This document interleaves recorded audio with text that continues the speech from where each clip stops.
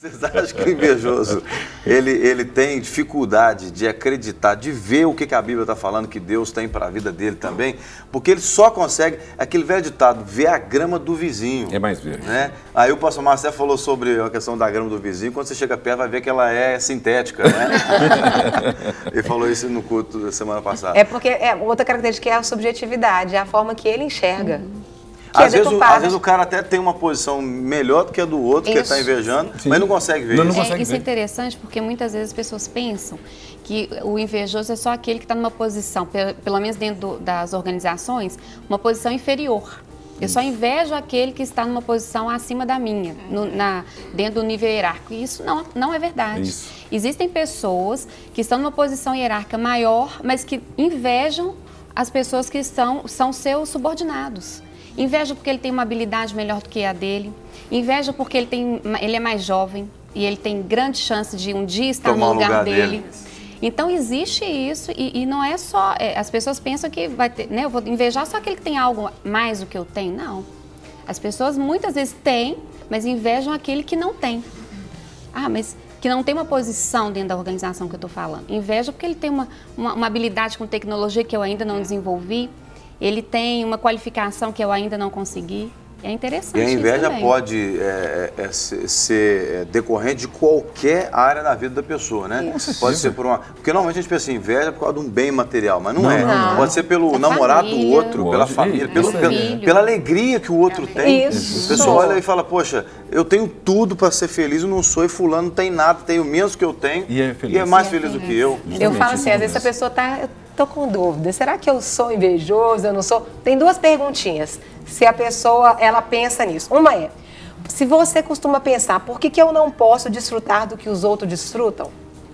Já é um passo para você ver que às vezes você pode estar sofrendo desse mal, invejando. Outra é, por que os outros têm o que eu não tenho? Quando você começa na sua mente, né? Porque você sente e... muitas vezes você pode não expressar, mas se na sua mente você começa a pensar isso é um passo de que a inveja tem realmente sido real na sua vida. Porque eu falo assim, Deus ele é perfeito e faz cada um para uma determinada função.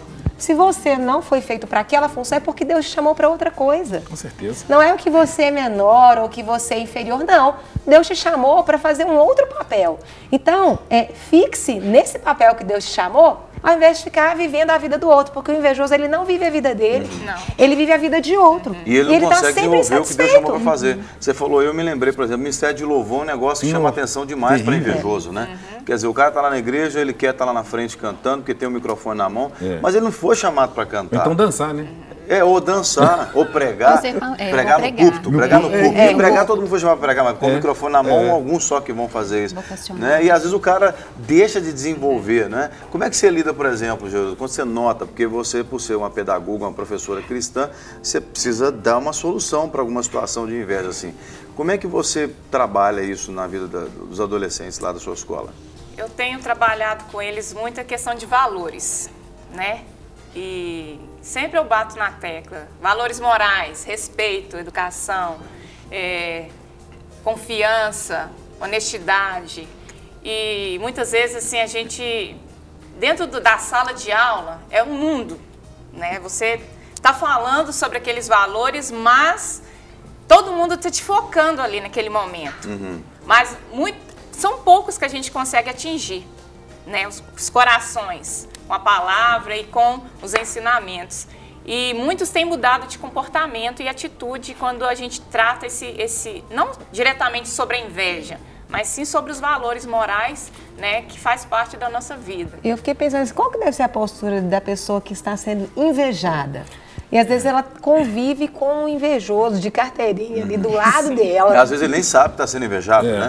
Ou às vezes ela está sofrendo, ela está sendo oprimida ali. Veja bem, a questão é que o Senhor Jesus ele tem todo o poder. Porque se a gente ficar muito preocupado que você sofre inveja, você não vai viver. Também você não pode cair nesse extremo. Mas se você tem saber quem você é, saber dos seus valores e cumprir o propósito para o qual foi chamado. Porque se fosse depender, tem invejoso ali, invejoso aqui, acolá, você não vive. Mas eu penso que a pergunta da Carol, como é que você pode fazer para ajudar o cara? Não, ajudar é o seguinte, você não abrir mão daquilo que você está fazendo, né? e mostrar para ele que ele tem um valor. Ele, como pessoa, ele tem um valor como ser humano. E isso é importante, né? Porque quando você também despreza a pessoa, isso é um... aí você fomenta essa inveja no coração dele. Então você amar o próximo a ti mesmo, entender que ele emocionalmente, nessa área dele, está deficiente e por que não ajudá-lo para receber esse amor. Alguma coisa que a Jerusa falou, a questão das brincadeiras, mas hoje em dia quase não tem brincadeira mais, porque hoje em dia está todo mundo nas redes sociais, as crianças. Então, esse compartilhar está sendo perdido. Daí a dificuldade também de crescer com esse valor. Né? E eu achei interessante também, na Bíblia, nós tivemos Saul, Davi, né? Quando ele voltou da guerra, as mulheres chegaram falando, Saul matou milhares, mas Davi dezenas de milhares. Naquele momento, a inveja entrou no coração de Saul com relação... Jacó e Esaú. Caim e Abel. Então, assim, e ali já foi uma qualificada, né? Caim e Abel foi uma inveja qualificada, ele foi lá e matou. Não foi subjetiva mais. Né? Então, assim, a que ponto que a inveja pode chegar, né? Tanto matou, no caso ali, um homicídio mesmo, mas a morte da pessoa mesmo, né? Porque a pessoa, Saul, ele gastava tempo para perseguir né, Davi. E deixou de fazer o que tinha que ser feito. Agora, é interessante a diferença entre inveja e ciúmes. Então fala rapidinho que nós estamos encerrando nesse momento. Vai encerrar então? Vai. O ciúmes é aquela questão de você ter o direito. Você está perdendo aquele direito, aquilo que é seu. Né? A inveja é você desejar aquilo que é do outro. Então, às vezes, as pessoas confundem. Porque aquilo que é seu de direito, então você tem ciúme zeloso. Então não é inveja, é você não abrir mão. E qual que é a diferença da ambição? Aproveita. A ambição é quando a pessoa quer se destacar. Ela faz aquilo para se destacar como ser humano. Não é aquela questão de fazer, naturalmente vai ser o melhor, mas ela quer fazer aquilo para se destacar do ser humano. Ela quer ser maior do que o outro.